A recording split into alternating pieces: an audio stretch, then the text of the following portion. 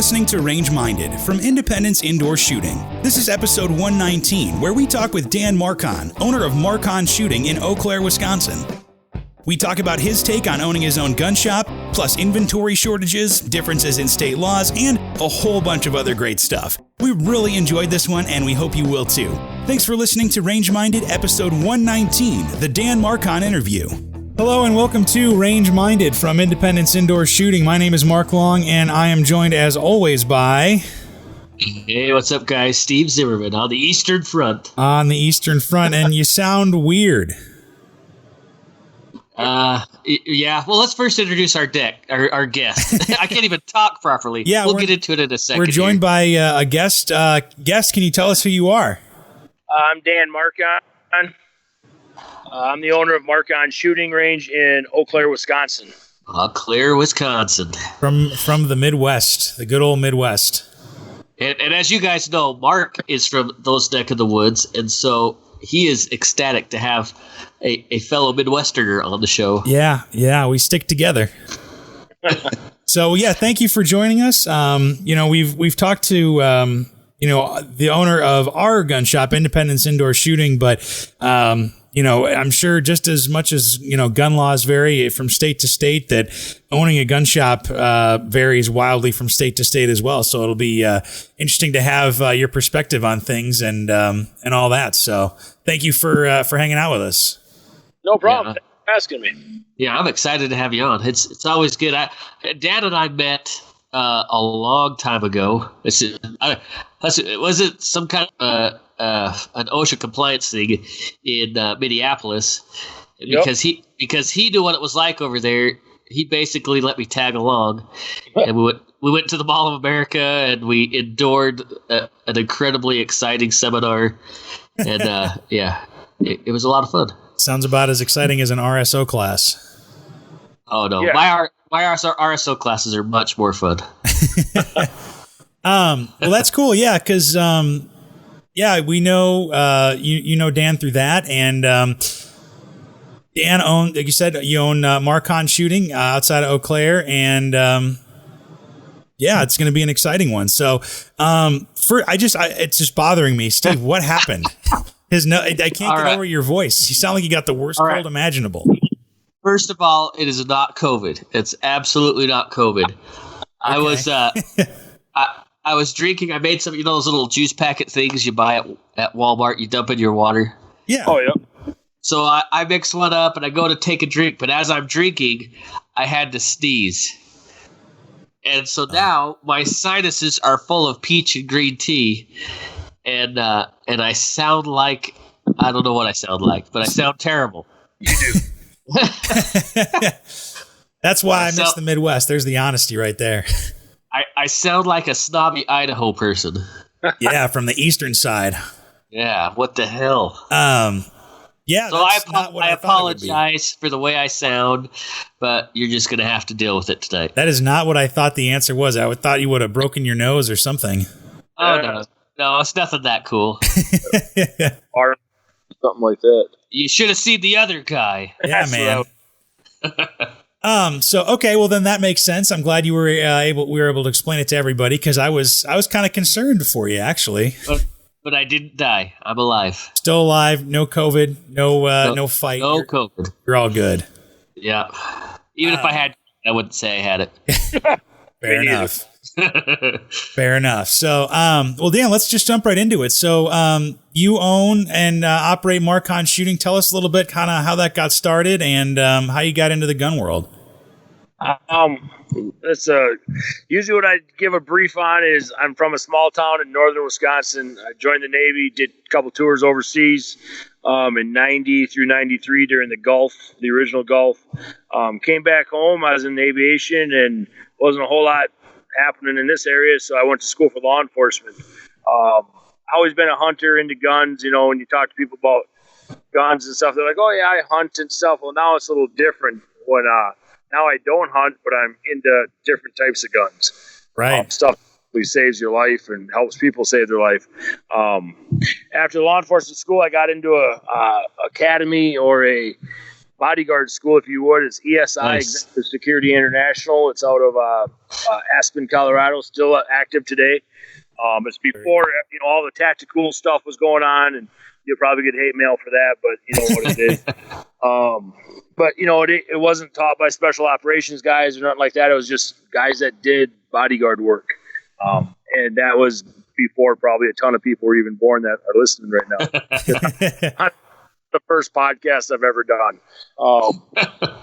so I'm pretty backwoods. But I got on that. We did. I did 5 years of what we call the HIT team, anywhere in North America through Canada, Mexico in 8 hours. Oh, wow. Yeah, when we got a page back then, I operated from 96 to 2000, 2001. And I did the Olympics in 96 in Atlanta. Wow. And then worked with some movie stars during that time. And then realized I didn't like the actors and stuff so much, not their entourage, if you would. And wanted to do more corporate and high threat, executive stuff. Yeah, executive stuff, if you would. So I did that and promoted through the ranks as fast as I could, and it was just kind of a dead end deal. 9/11 happened. I switched over to Department of Corrections in Wisconsin. It's a state-ran system. So as a sergeant there, we operated SWAT in the prison system for about 9.5 years as one of the lead guys there. And I just started training people from doing the bodyguard details to SWAT and stuff. We were all ex-military.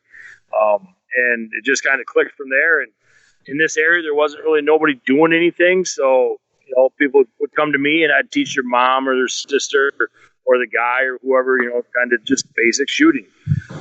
Wow, that's awesome. Yeah. So then concealed carry happened and I jumped into that and through the NRA, if you would, that's how everything started and started teaching out of a van down by the river, basically. Buddy of mine, we did that for about 4 or 5 years, teaching Utah concealed carry, Minnesota concealed carry, NRA classes, wherever people would have me.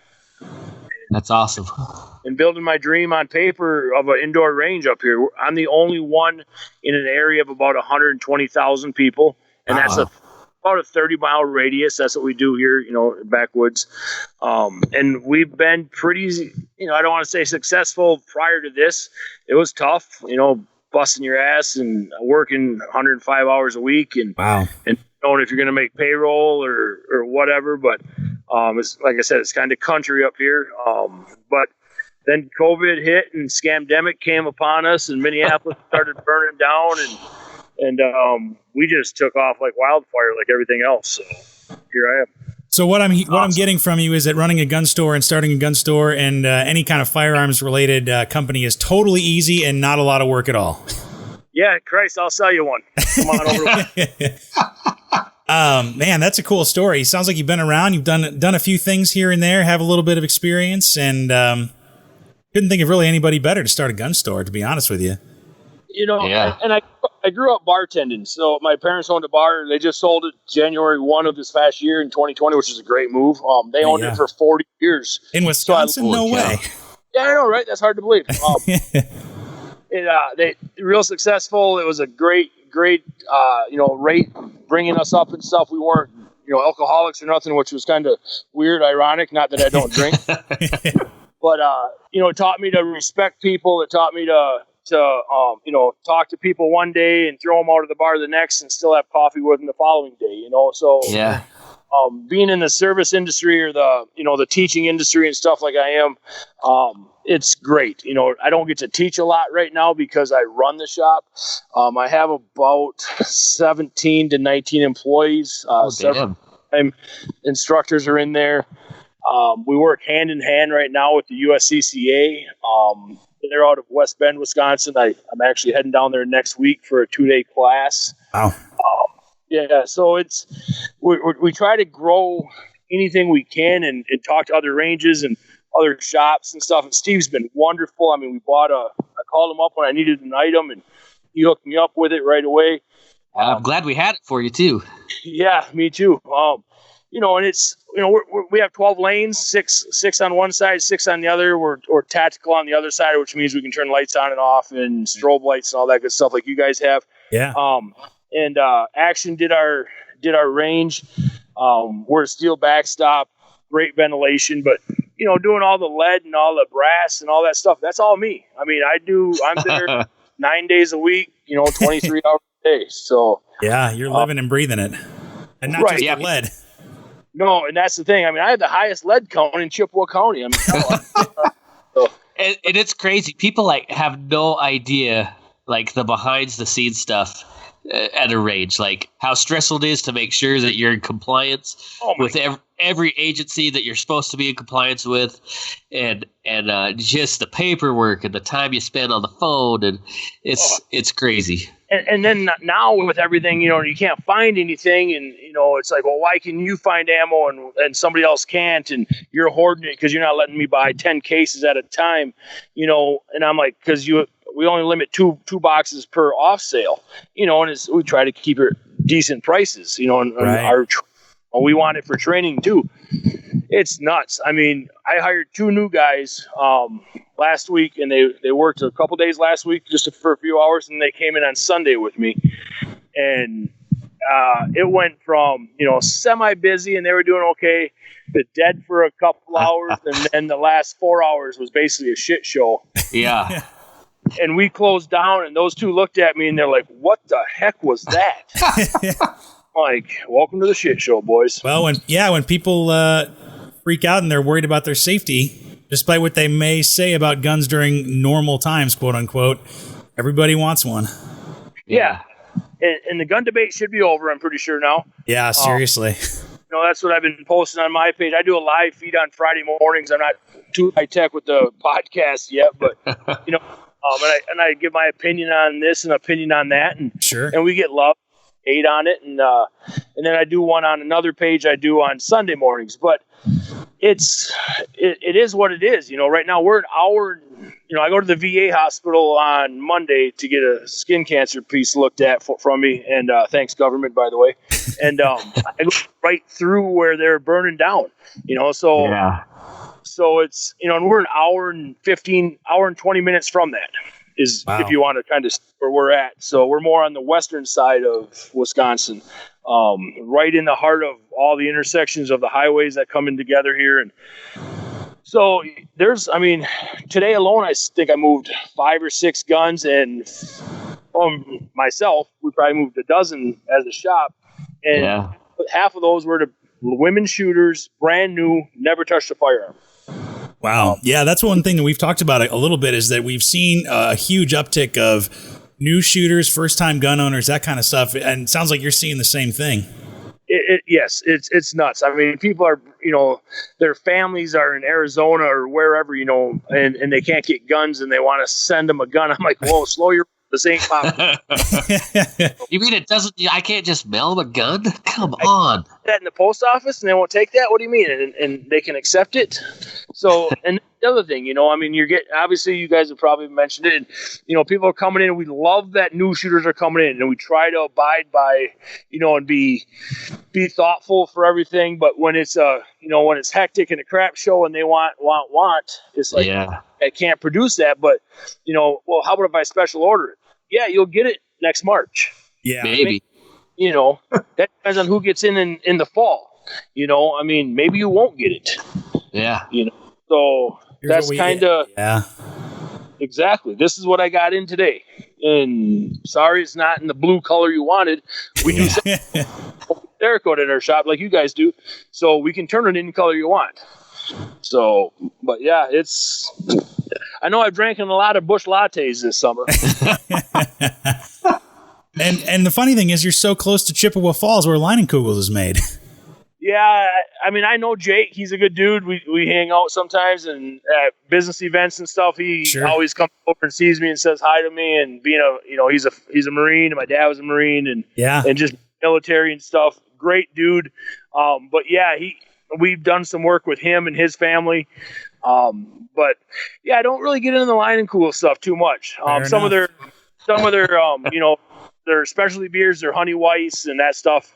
Oh yeah, don't get me wrong. I'll sit down and pop a 6-pack of that here and there, but you can't drink a case of it. You know, I mean, if you want to drink beer, you drink beer. I mean, we're on a mission and we're going to destroy something. So, I mean, a 30-pack or a bushel is a good night and a rough morning. So, yeah, no, I feel you. Yeah, but it sounds like it's comforting, but it's also crazy that it's crazy everywhere. No matter where you are in the country, everybody's experiencing the same thing in the gun world. And you know, what we've been trying to do is tell our listeners that, you know, it's crazy everywhere, and that you've just got to roll with what you got and get what you can, because you don't know what's going to happen in the future. You know. And that's exactly, I mean, it's like we're talking to guys I work with, you know, I mean, we talk about this in the morning, in the evening, we shut down, and that's it. And people are getting to realize it, you know, and we've been seeing a lot of trade-ins of stuff they don't need. And we do consignments. So, you know, and we've been buying guns as well. You know, people that come in and want to sell their Glock 19 because, you know, they just don't use it anymore. I'm like, you might want to rethink this. Yeah. You know, and they're like, oh no, you know, I'm going to move to Colorado. And I'm like, whatever, give me your gun. Yeah. I'll take that. That's fine. Yeah, exactly. But we do consignments. We do online stuff. I don't know if you guys are into that too much. A little bit. We do some gun broker stuff. See, and we were doing gun broker, and some of their stuff kind of got crazy on us, and met up with a guy that at a Bill Hicks show, and you know what those are, or whatever. Met up with a guy who used to run AccuSport.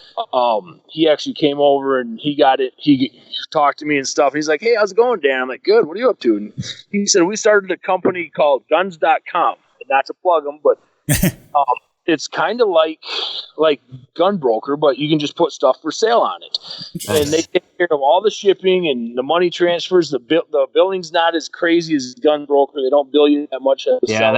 That is a problem.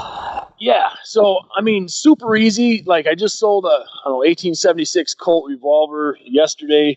I had it out there, and the guy shot me an offer. They can do an offer. And then I returned a counter offer, and he accepted it. And boom, I had a UPS email with the UPS label on it. And once the UPS scans it, within a half hour, I have the funds deposited into my bank account. That's awesome. Crazy. It's nuts. And right now, I mean, if you have listeners on the East Coast, I may have sold you a gun. I mean, the people are buying anything SKS 8 old style AKs. They're buying out there. Really? We're moving. Oh God, it's crazy. Well, I saw at a shop here in Idaho Falls, the range I used to work for. They were selling the guns for almost $200. Are you kidding me? Wow. Like now? Yeah. I paid 70, I think under $80 for mine. Of course, that was a while ago. Oh. Yeah, that's it. It's nuts. Yeah, that was years ago. I mean, I used to weigh 230 pounds. Times have changed, yeah. Right. You know, now I just sold an SKS out there for, I think, $800. Yeah. Wow. That's amazing. Yeah. Amazing. Yeah, that's an SKS. So yeah, we were talking about, last week we did one on kind of current events or whatever, and I read somewhere that people were selling Glock 19s for $850 at gun shows. Yes, I've heard some of that going on, and we have Arms List. A lot of guys that come in, you know, they keep me up to date on how Arms List is going, and it's a lot of crackheads and meth heads, I think, on there. Ugh, but, yeah, they don't want you to even copy their driver's license if they have a driver's license. Oof. You know, and there was a guy selling the Glock with like 2 mags, I think 100 rounds of ammo. Somebody was telling me for like $1,200 and some dollars. Wow. Oh my gosh. What the heck is that? Yeah, man, that's insane. Yep. Well, let's switch gears a little bit. Yep. You know, we talked about how crazy it is and the headaches, but what's your favorite part of owning a gun shop? To see the people when they come in and they're nervous as hell, you know, especially the new shooters, and when they walk out, you know, especially the ladies, they come in, they don't know if they should be there or not. You know, it's a gun shop. It's, you know, and we're sitting there in red shirts and khakis or, you know, blue jeans or whatever we may be wearing. You know, yeah, we got we got guns on, but and most of us are heavy bearded guys, ex-military dudes. but we greet them right when they come in. They see it's not all camouflage and mounts and stuff like they've seen over the years. Yeah. Banners and nice paint and stuff on the TV, and it's we have a section of purses and stuff there, and I always have my dogs at the shop, so they always Nice. that always calms them down right away. So and then they're there for the first class, and then they come out, they're like, that was awesome, that was awesome, and I'm like, okay, cool, coming back for another class, yup, and then I'm going to do speed dating because we do speed dating with guns. Oh, no way. Yeah. So you get to try 6 guns, 5 rounds apiece, and instructors with you after you take our basic pistol class. And then you can try them out. It takes about a half hour or so. That's a great idea. Yeah, and we sell guns like crazy off of that, by the way. Oh, I'm sure. But and then they come back and they're bringing their husband back, and their husband's like, I didn't think my wife would even come back, and now she's buying her second gun. She bought a 22 and she mastered the 22, and now she's buying a Glock or a Smith, for a carry gun. And the guys are like, this is a little more than I wanted. And I'm like, hey, let her do what she wants to do, man. Yeah. So that's probably the best thing. We do some hunter safety stuff, and seeing kids come in, we work with disabled people, seeing people that normally wouldn't be in the gun world really enjoy what they're doing in the gun world.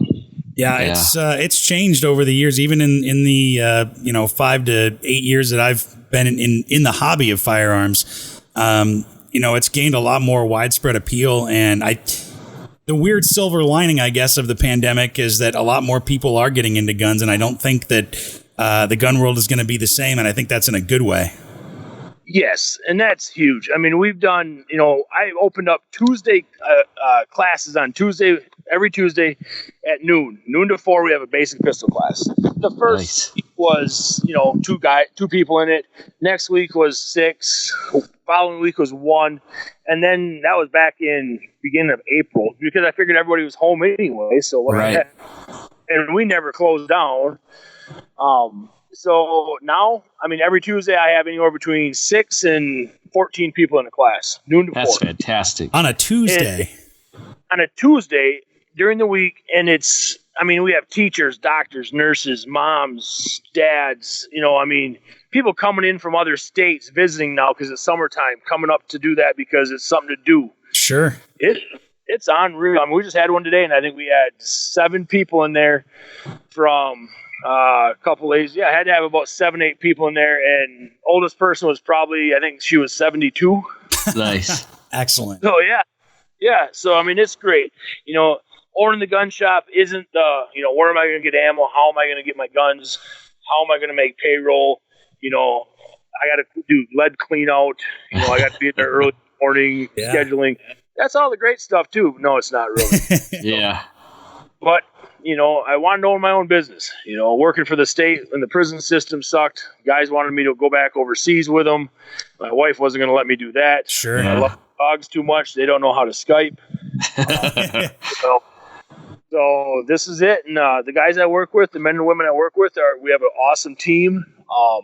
Probably 75-80% of my staff are ex-military. And I was just looking for new people. And in my I guess what it is, my ad, if you would, I told them, I go, if your feelings get hurt, don't apply.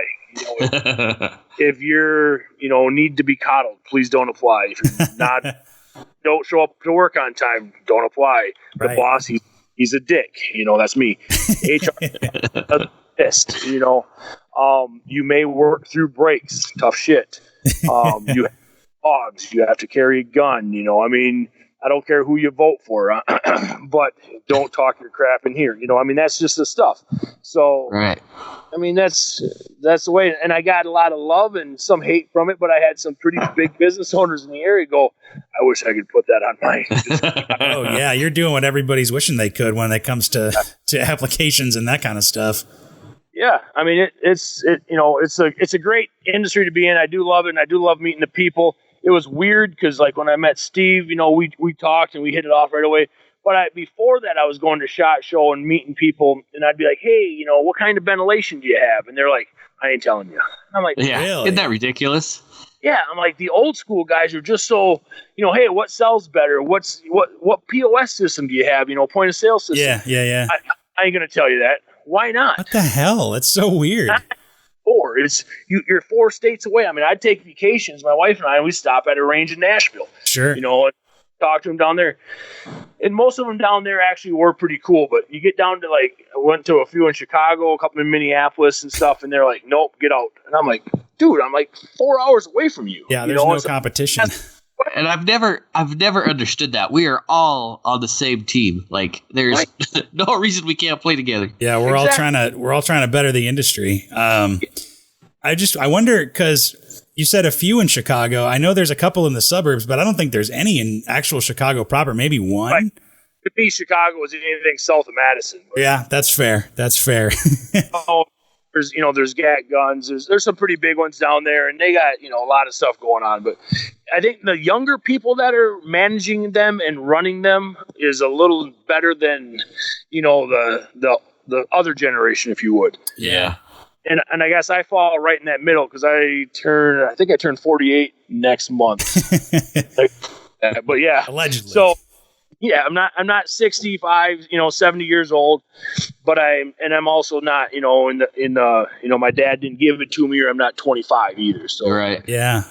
But well, that's it. Yeah, because I've said this on the podcast before. I got into guns when I was in Illinois, and I got into them because I thought it was a great way to protect yourself. I was fascinated by the mechanics, the kind of rich history of guns, a bunch of different reasons. But I never could feel like I could really tell anybody or be open about it with anybody in Illinois, just because it was you'd get funny looks, or you'd be, it's all kinds of different reasons. Get ostracized from the community. Right. Yeah. And even just in Wisconsin, I mean, it's a completely different ball game, Yep. And now we're into like we talked about a little while ago, we're into the handguns. Yeah. Guns, AR-15s, defensive shotguns, that type of stuff. And we have a Shields right in Eau Claire. I'm technically in Chippewa Falls, but it's a suburb basically. So I'm literally 5 minutes from Shields, which is a big outdoor sports store. Sure. Right. And those guys come in and they shoot at our place. They send people for classes.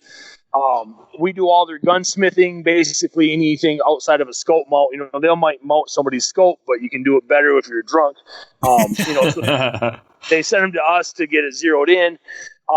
And then we send them, the high dollar hunt rifles and stuff. If we can't order it, we send them to them, Nice. So we're like, just go to Shields, talk to Tom, he'll take care of you.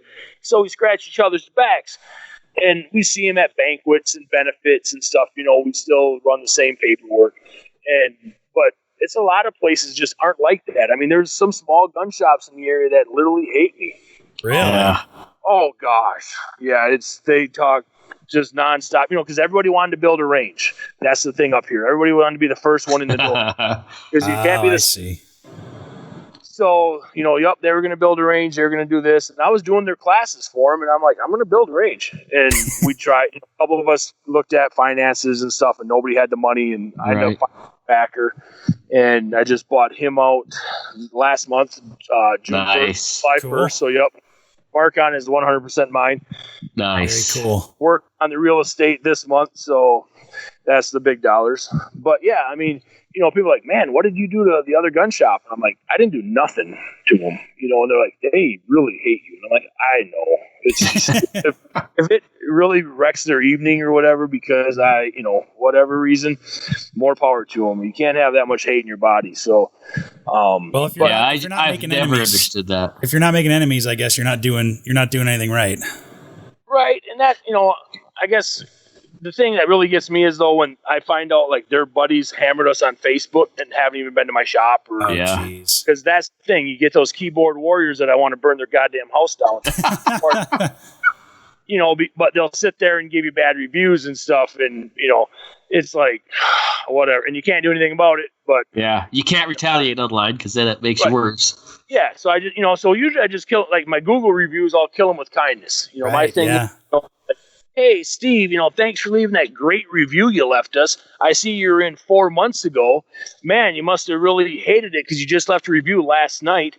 If you really didn't like it, you could have just came to the owner who's always there. That's me, by the way.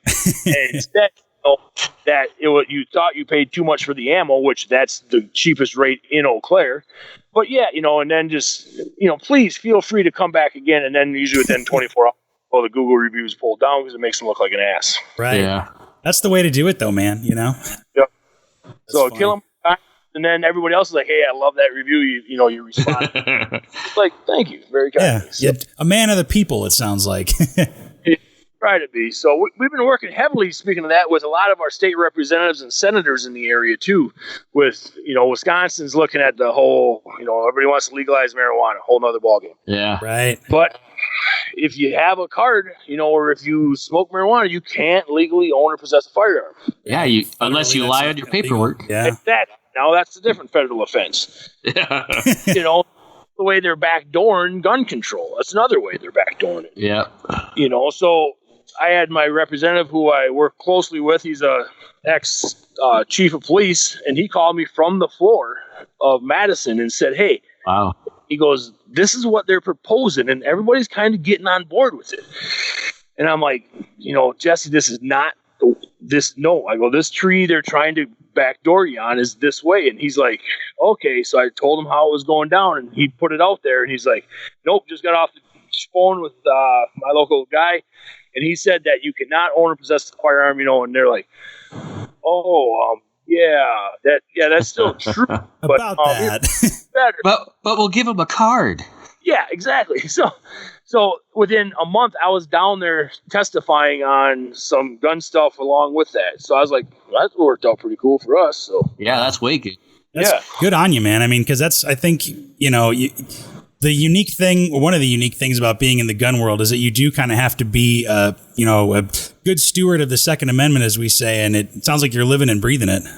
Yeah, absolutely. I didn't think it was going to be that much. I mean, Sure. Did you? Go ahead. Sorry. No, go ahead. It's great. I was gonna say, did you notice a lot of pushback or resistance in the community when you announced that you were going to put up your range? No, actually, I mean, we're big outdoorsy hunting and stuff like this. I mean, we're not like Idaho, but was some neighborhood stuff for noise, and then Action Target sent some representatives that I've been working with to tell them about the sound and how I had it built was a full, and I think Steve knows this, was a full enclosed capsule of cement inside of a pole shed building. So the only way sound escapes is out of my ventilation. Ventilation, yeah. Mm-hmm. Yep. So only thing I'm working on now is maybe putting a privacy fence, but I got to watch the intake of the air, so I can't put it right outside of the intake ventilation. Yeah. And for us, we get subs. I mean, we're 30, 40 below zero without wind chill in the wintertime, but we're still open. I mean, so that's the only pushback I got really was just from the noise, and then we told everybody it was going to be good, and it is. It's a little loud if you live next door, but so is someone roofing their house. Yeah, we probably a month into us being open, there's apartments maybe 100 yards behind our building, and we went through all the channels. We went through planning and zoning and everything. They did a sound meter check and everything, and we were way within compliance. Like our decibel levels were way low. Yep. Yes, some gal from New York had recently moved back into those apartments, and she decided she was going to shut us down. So she threatened us with emails and all sorts of stuff, and she's, I'm going to call the cops. We said, please do, because we have a very good relationship with Meridian PD. Right. And so sure enough, they show up. They showed her the sound meter. Said, "Look, your garbage truck's louder than that, and just leave us alone." It went nowhere, and it was very satisfying. Speaking of cops showing up, once the scamdemic hit back in March, and I call it the scamdemic, that's just me. But you can use it. But yeah, so when that hit, my local police chief, who great dude, Cal, he came in, and I saw him come in on that Wednesday, and he had a clipboard, and I'm like, and we were packed. And it was just, I was the only guy out for another hour. And he's like, Dan, can I talk to you? I was like, yep, hold on, and he waited. And a lady was called it in, and then I fill out the right forms for Wisconsin, for the state of Wisconsin, and send them off to Madison like I was supposed to, and everything was good. And the Wednesday before, we train the local PD once a year on our 3D shoot or our 2D shoot. And we also do a live fire inside the range on our tack side, lights on or lights off, lights on with strobe lights and stuff. And our guys train their guys, so and it's all free. Wow! So full day's worth of training. So he comes in, and we talk. About a week later, we're still going on with this, and he shows back up and he goes, "There's a couple ladies that are calling you in." I'm like, we had hand sanitizer out, we had the tape out, all works, And he's like, the ventilation is on, and well, then she stopped calling the local PD and started calling the county. So the county called me. Oh my gosh! I was about 3-4 weeks into it, and county 911 operator's like, "Hey Dan, it's so and so," and I'm like, "How's it going, bud?" Or he goes, "Well, this lady keeps calling us. We keep telling her, you're in compliance, this and that. She said you had 22 cars in your parking lot, this morning." And I'm like, "Yep, I did. I have a class going on, and there's, people are here and there. We have 2 classrooms." And he goes, "Okay." He goes, "Well, I told her all that. Then she wished that the COVID-19 would kill us all, and we don't." Wow. So tolerant. That escalated. So tolerant. I'm like, "Gosh, I wonder what way she leans." And he chuckled. I go, "Can you give me her address and I can just relay that to a motorcycle group I know?" He laughed and he's like, "Yeah, we're sending a squad out there now for threats." Boy, man, people are nuts, dude. They're nuts. They're straight up crazy. So, wow. But like I say, they're the tolerant. We're the wrong crowd, real. Exactly. You get 20,000 gun owners with guns on, doing a peaceful demonstration or an informational demonstration, and not one thing happens. Trash is picked up. Get 10 people together from the other side, and they're breaking crap. Man. Sorry, Steve. Do you have a question? Oh no, you're good. I'm just scratching my head right now. I was going to say, so that kind of leads me to just kind of due to all the experience that you have, with being around guns and in the gun world and stuff. What do you think are some of the biggest changes, or maybe the most surprising changes to you, in the gun world over the last, kind of 20, 30 years? You talked about it a little bit about how back in the day it was a little more about hunting, but really the handguns and the ARs and stuff are really taking off now. Can you talk about that? Me? Yeah.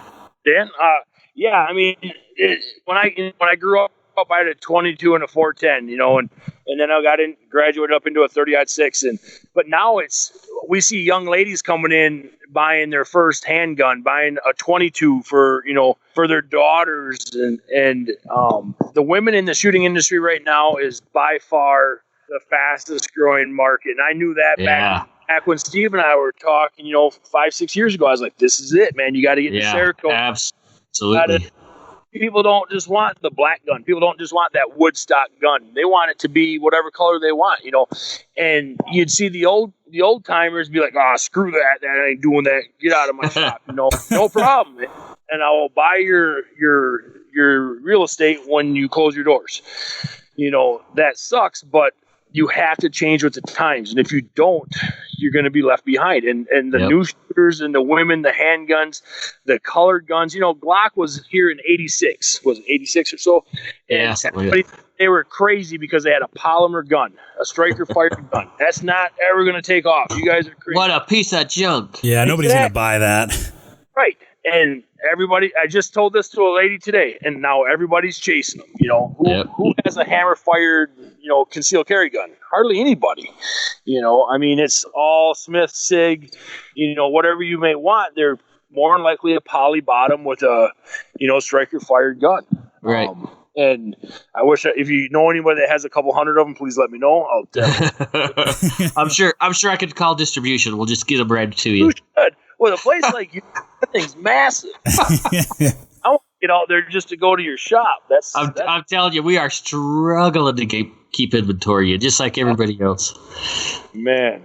Yeah, it's crazy. Yeah, that is the women, the new shooters, the kids, everybody partaking in, whole families coming in. Yeah, that's fantastic. That just makes me happy. I mean, literally, and And if somebody else is, on my Facebook page will hammer me on something or make a comment towards one of my live feeds, and I don't even have to say anything anymore. I mean, these people just pound them in. It's like, you don't know Marc-On and Dan, heart and soul and his guys there. And I'm like, thanks a lot, guys. So when the cops and the DAs and the lawyers and the judges are telling people who to go to, telling us, or telling them to come to us for their training. That's amazing. So that's very, very cool. That is fantastic, my friend. So can you talk a little bit about more about the low light kind of and those kind of classes you were talking about? Do you offer those to the public, or is that mainly just law enforcement and other kind of folks like that? So if you're into the industry and people come in, they're like, yeah, I need some tactical classes. It's like, oh boy, what's your experience? Well, I've watched 36 hours of YouTube tactical videos. I saw John Wick 3. Right. It's like, yeah, I know that by heart. It's like, okay. And you can usually tell when they check the slide, like Wick does. I'm like, get out. Just stop. But no, we do offer them to general public. We have special times, like we might have like a low light Saturday during normal circumstances. And then we have 2 instructors out there. We're doing it methodically for the first time and then let them run faster. So you can't just, even though the guy, I got 20 years in the Army. Okay, how many times you shoot at night outside of the range? Never, so you got to be cognizant of their feelings, but yet still want them to train with you. It's our leagues that we have. We do leagues on our tactical side, and we'll do lights on one run and lights off one run. And that freaks people out. I mean, we really got to watch it. We have some videos on our website that we do with them. And, we do strobe lights. And that's a good way to do it. It's kind of like a USPSA challenge, if you would. Yeah, for sure. That type of stuff. They hate me because I'm more tactical on it. So, like with SWAT and stuff and bodyguard, you don't just reload right in the doorway. Because I'm not doing points in time. I'm doing it for my life. So, right. I'll throw T-shirts on our cardboard targets so they can't see where they're hitting, and that messes them up. Wow. Yeah, so that's pretty fun. But yeah, we do special events. People, business team building stuff. We'll have them come in. I just took 2 calls today for that. And if they want lights off, we'll sit down and explain to them what to expect and show them, especially people that want them. Husband and wives that are in their 50s, 60s, whatever, and they're like, yeah, I want it for home protection at night. Okay, we'll do classes with them, and then we're like, okay, this is what your home's going to look like at night, and that freaks them out. Yeah, it's a big reality check, man. Exactly. Yep, the reality check is like, oh, that's different than on TV. Like, no crap. Well, and I've seen with people where and I'm a babe in the woods by comparison to some other people, but even you just introduce a shot timer or something like that, and that little bit of stress, and people lose it. Yep. Shot timers are what we call like the Men in Black things at the Flash. Yeah. Memory's gone, yeah. We used to set up, I call them Hogan's Alleys. It's kind of like, sounds like a lot of what you do. But on one of my stages, the very first thing is I called it a medial task. So, and we had a lot of masterclass USPSA shooters, and they get all excited to try to play the game, and it's not USPSA because I make up the rules, and that pisses them off so much. But what I did is I took one of those little puzzle balls that you put the shapes in. They're like the square. And I covered it with a blanket, and I says, as soon as that timer goes off, you have to do the task under the blanket. And they're thinking, oh, I got to assemble a gun or load a magazine. Nope. They look at that puzzle ball, and they go blank. They don't know what to do. And it pisses them off, and it's so much fun. I go to other, I'm on your guys' website or your guys' Facebook page, and I'm on a bunch of gun shop pages, and I'll take that stuff and use a little bit of this, a little bit of that. And that's what I love is getting different aspects of ranges and what they're doing in their shop to mess with their people, because sometimes it's tough to come up with some stuff. Yeah. I've got a whole bunch of those little stages I designed. I got to find them. I don't remember where I put them all. Yeah, that Hogan's Alley was a lot of fun, man. Yeah, I don't know why. Once I stopped, turned turned it over to the next guy. They just stopped doing it. So I don't know why. We have people from all over that come in. We even have cops that come in with their duty belts on, or so they can use it and actually train. And they say that we are by far more training on league than they get at any time. Absolutely. And I figure if I can make them go home at night, and think about stuff and survive their shift, then hey, that's all that matters, man. Yeah. And then obviously, you've talked about it a little bit, but you have concealed carry in Wisconsin. How long has that been around? Because it's not been too terribly long by comparison to other states. Right. We're probably one of the last 5, within the last 4 or 5 that got it. Yeah. We've been around I just renewed it, so probably about 6 or 7 years now. Okay. Yep, so 6 or 7 years, and then before that I was teaching a lot of Utah classes because Wisconsin residents would carry into Minnesota, and then the great state of Minnesota was wondering where all their concealed carry money went, and Wisconsin residents were utilizing Utah license instead of Minnesota. So Minnesota said, nope, if you're going to carry in our state, and they're only an hour away, that you have to get a Minnesota concealed carry license to carry in our state. So we got licensed and qualified over there, and we do a lot of those multi-states that are Wisconsin, Minnesota, Florida, and Arizona qualified. Awesome. Yeah, that was my favorite part about getting an Illinois concealed carry license is this is good only in this state and none other, and we don't recognize any other concealed carry licenses in the country. Thanks for playing. Yes, Illinois, they're crazy. Yeah. I mean, because they had to honor one, and they honored Hawaii. And Hawaii is almost impossible to get a concealed carry license out of. Yeah, you'd be better luck getting one out of New York. Exactly. Yeah, in one of the boroughs. So, but yeah, that's welcome to Illinois. But they do you can drive through Illinois with a loaded firearm on your person or in your vehicle. You just can't get out and fuel up or eat with it on. Interesting. Yeah. Okay, sure, and I know some cops down there and stuff, and they're like, if you don't have a gun on, you are wrong. And I'm like, okay, just throwing it out there. So yeah. So what are the requirements though for concealed carry license in Wisconsin?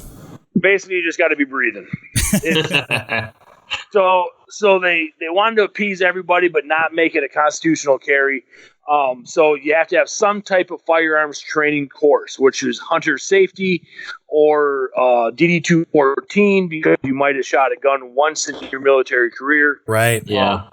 So that's, to get it is easy, but to utilize it is pretty tough. So what we have people come in, they're like, I got my hunter safety card, I got my concealed carry 2 years ago, but I haven't carried because I don't know what the hell I'm doing. Right. And it's like, nope, you're not. And I even put out commercials like this, and I'm like, you're not alone. Come in, take the class, and learn the laws. That's because awesome. if you do something wrong, they're going to hammer you to the wall. I mean, you're going to have every liberal in the world is going to jump on you and say, see, that guy's got a gun. It's his fault. And that's why we joined up with the USCCA, is because they back you up when you need it. The NRA tried that game and they got busted on it. The USCCA for a few $100 a year, they got you civilly and criminally. So they got you at any of the states in the country. So that's why we really like them. And they're from Wisconsin. So when you call them 365 days a year, they're going to answer their phones and answer any questions you have. Yeah. And I don't know if you use their curriculum. I really like their curriculum too. I think it's pretty good. Yes, and now they're actually doing a range thing. Steve, I don't know if you're on it or not, but I'll definitely have my person reach to you. But the range gets bonuses for people that sign up. So you can and your instructors will get bonuses if people in their class sign up. So I think so. I need to re-up my membership. My instructor creds. I need to just get on it. So that's why I'm going down there next week. They're doing what's the heck the words?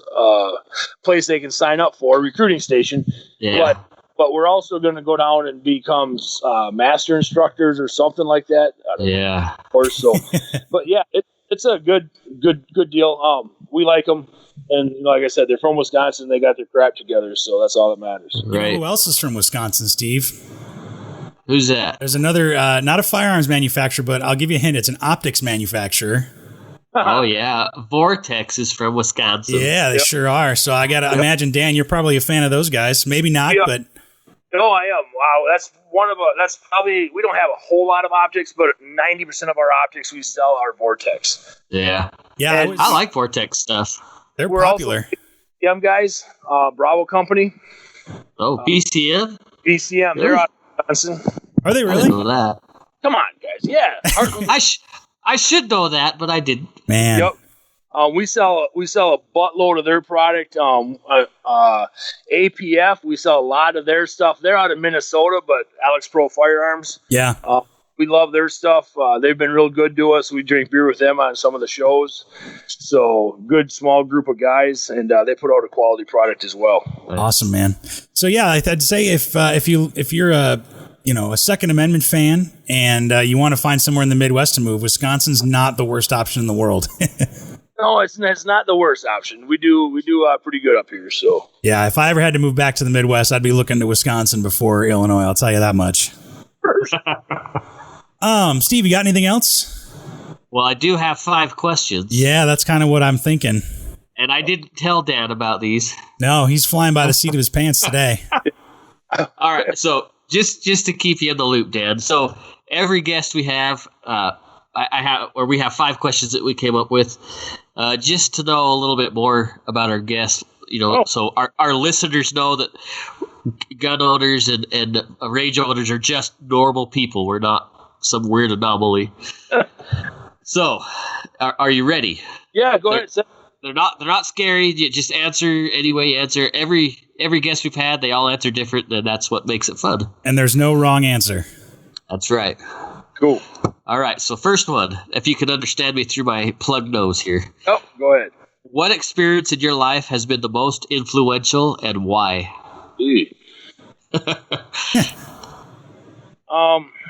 I guess, wow, influential would be my parents.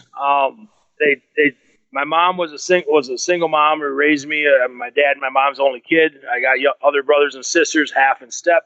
Sure. But I got most of my demeanors and niceness, I guess you would, from her. But I also, in the same aspect, look at everybody and wonder how I'm going to have to kill them. But I guess my mom was probably my biggest influence in my life. I've been around the world a couple times, which is great, but it all comes back to I made it around the world because of the way she raised me. That's awesome. Nice. Awesome. All right, number 2. You just won the lottery. It's a huge amount of money. What are you going to do with it?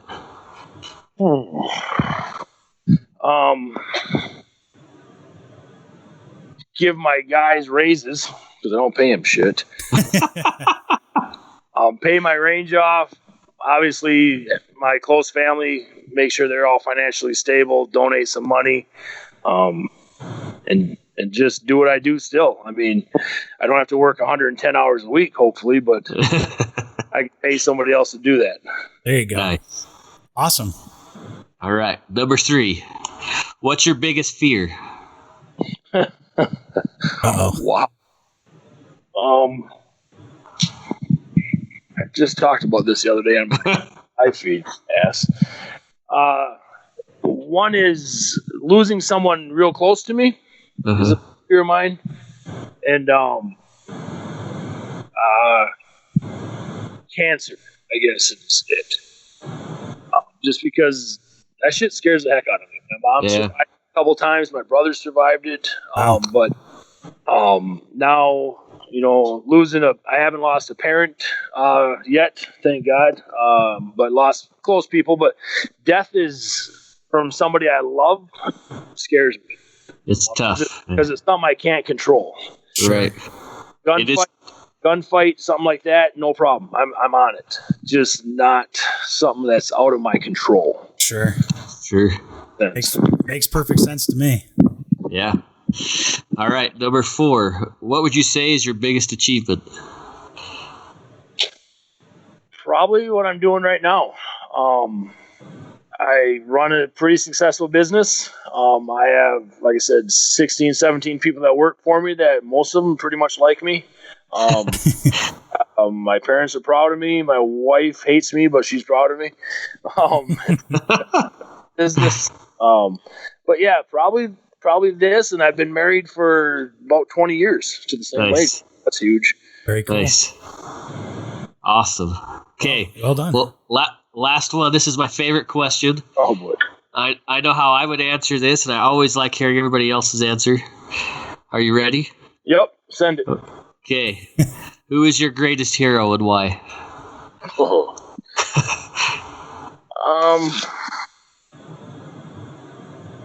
Again, I'd have to say my mom. Awesome. That's awesome. She's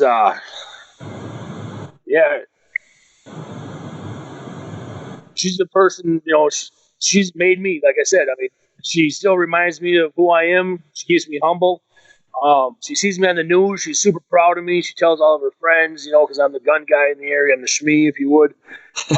So she brags about it. All my brothers and sisters, they all have kids, so they see her a lot more than I do. I don't have any kids. My wife and I never chose to. But when it comes to success and some that she can be proud of, I mean, I think I'm pretty top up there, and that's all I want to do is make her happy. Even my dad, who I was kind of estranged with for quite some time, on and off, because he was a Marine vet, Vietnam, a couple tours and stuff. He's proud of me. He stops in once a week or so and sees me. So I'm just kind of, my mom's probably my biggest hero. That by far, I guess, would be the. That's awesome, answer. Man. That's awesome. Well, it sounds like she raised a good kid, so. Yeah, just, that's the thing. If I disappoint her, even at 48, it still sucks. Yeah. Sorry about that, Ma. Family's important, man. Yeah. Yep. So, yeah, those are the 5 questions, though, and they weren't too bad, right? No. Grace, that was crazy. Well, is there anything else that we should know about you, Dan, or about your shop or anything like that?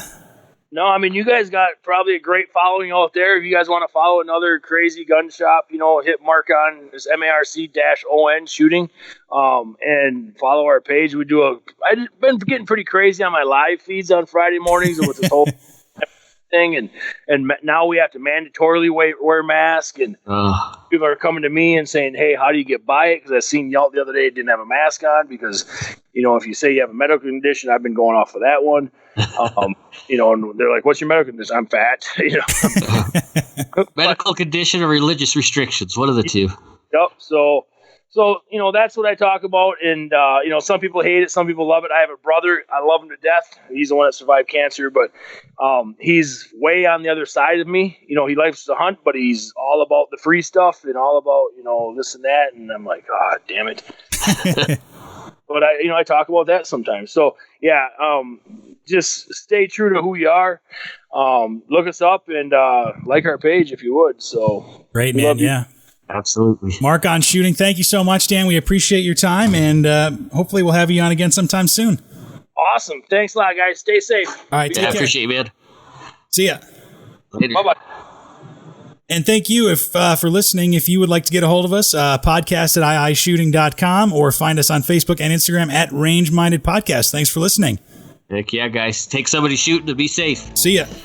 Later. Thanks for listening to Range Minded. Find us online at Range Minded Podcast on Facebook, or send us an email at podcast@iishooting.com. We're always happy to get feedback, episode suggestions, whatever you want to send us, really. And be sure to subscribe to us on Apple Podcasts, Google Podcasts, Stitcher, and pretty much wherever else you get your podcasts from. Thanks for listening, and we'll see you next time.